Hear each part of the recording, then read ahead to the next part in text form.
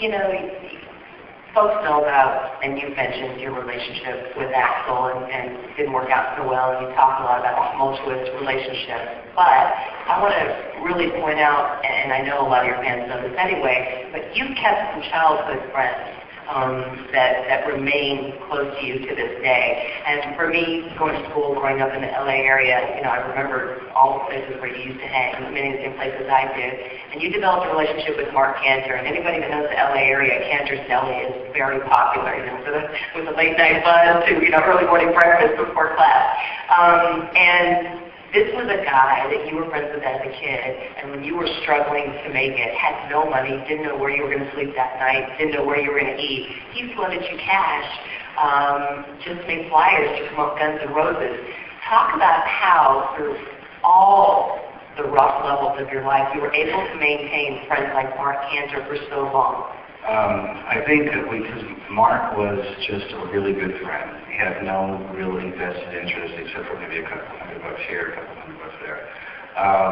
And that in and of itself was the main reason why we were friends for years and years. So with all the chaos that was Guns N' Roses, there was a sense of stability and a kind of kinship that we had that was unrelated to stardom and unrelated to the chicks and unrelated to drugs and all that kind of stuff. So I think it was, the stability of it. And he's just a good guy, you know, and he still runs Canners and nothing's ever changed. And you sort of need some sort of sense of normalcy somewhere in your life. You know. Somebody else you've been friends with over the years was Seymour Cassel, the character actor. Who was the one who gave you the nickname of Slash? Can you tell us that story? Well, when I was in high school, so I was like 15, 16 years old, Matt Cassell was my best friend, and we had like a little posse of derelict high school kids that used to do school together. And Seymour Cassell was the place, his house was where we could all go and smoke pot and hang out. That kind of thing. And Seymour's a great guy, but you know, it was that kind of thing. Anyway, so I used to hang out there and sort of always be sort of hustling to get the next gig together, how I was going to get a guitar, whatever. So I was always on the go, and I never stopped to talk to anybody. So I would always be in passing when I'd say hi, and you'd always just call me Slash. You know, and that sort of just stuck, and then all my friends started to call me that. I didn't actually find out why he called me that. So he thought he had a sense of hustle. He watched you work the room. He watched you hustle people. He explained it to me years and years later, which is, sort of cathartic, because after, wondering where does that name come from, because it sounds to people like either I'm taking a piss or I'm going to kill somebody. He just said you never stood still for 5 minutes. I was slashing out. Let's talk just a little bit about, and we don't want to dwell too much on it because it was a long time ago, but it's definitely a piece of your history. It's well detailed in the autobiography. The days with Guns N' Roses, and when Izzy Stradlin came to you with a tape, and you first heard the very promise of what was to come, you said that you heard something in the background, something cutting through the noise, because it was a terrible recording. It was like somebody had put a second cassette in a boombox and put it on the floor. The first time you heard Axl Rose's voice, you said, quote, "It sounded like the squeak that a cassette makes just before the tape snaps, except it was in key." Yeah. It was just this high-pitched thing in the background. It's sort of like that whirling sound that a tape makes right before it breaks. And, but yeah, it was in key, and it had a certain soulfulness to it. So that was really attractive. So that was my first introduction to Axl. And later you learned a little bit more about him. Again, quoting from the book, he said, "Axl is a dramatic kind of individual. Everything he says or does has a meaning, a theatrical place in his mind, in a blown out of proportion kind of way." It's kind of a diplomatic description for a guy who once told your grandmother to F off, isn't it? You have to understand, attempt to understand him as a human being where he's coming from. Because I see things very black or white. That's just me, and that doesn't necessarily mean that that's right. And he sees things in a very colorful kind of way, and I can't really knock it because that's just him. So I try not to sit there and say sort of derogatory things about his personality, because it's his personality that makes him so fucking great. It's just difficult to deal with for me. And you all raised a lot of hell together when you were on tour. There was a band that was with you guys in the 80s, Faster Pussycat. Yeah. Now, is it true that you guys really, when the drummer passed out and he was so annoying all you duct taped him up and threw him down the elevator shaft? That was hilarious. Well, okay. I take it you never jammed with him again, or did he come running back? Yeah, he was very quiet. But the thing was, is that Fast Pussycat was one of the sort of LA bands who was sort of influenced supposedly by like Hammond Rocks and New York Dolls and that whole sort of glam kind of T-Rex and all that. But that was very superficial facade for a lot of bands because it was easy to grab onto. They had none of sort of the musical depth to really carry that on. So we used to pick on them.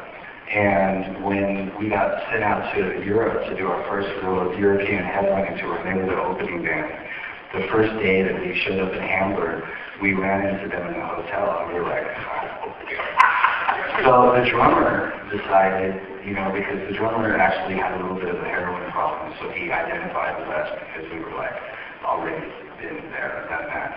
And he wanted to hang out with us, and we couldn't shake him all day. And so everywhere we went, he was there. So by the end of that first day, we were back at the hotel, and he passed out on Duck's bed. Me and Duck used to share a room. And he passed out on Duck's bed, and Izzy came in, because Izzy's always the instigator. And he says, let him do that.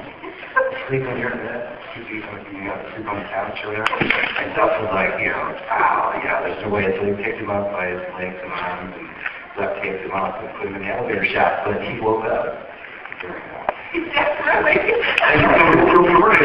Going down 14 floors. You weren't actually going to throw him in the elevator shaft. You're going to put him on top of the elevator. Oh, yeah, that was the idea. He ended up basically going down to the bottom floor, and then he stayed down there. I guess his band wouldn't let him back in. I don't know what happened. They wouldn't accept him back or something. And so it's funny looking back on it. Do you miss those days? I don't really necessarily miss anything because the beauty of going through all these new experiences at the time is just that. You can't really reinvent that stuff, so you can't sort of sit there and go, God, I miss this or I miss that, because that's just what was happening then at that moment. So tell us about your life now versus then. Back then, it was like the entire world was a mosh pit, and you were just trying to survive. And, you get all dirty and muddy, whatever, and scrape yourself off and pick it up. I mean, you've got lots of money now. You've got to take into account the business of the music industry as well, sort of where I'm going to go with things next. How has life changed for you? How has the evolution been from where you were to where you are now? Well,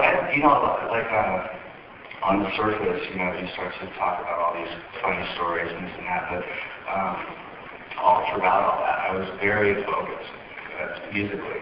And so that was like an underlying thread that kept my sanity and sort of kept me here, was that I was very focused about the music and about the concert, and everything else is just peripheral, extracurricular activity, right? So now, we have a manager, and we sort of like to rely on the manager and the tour manager to be able to trust them.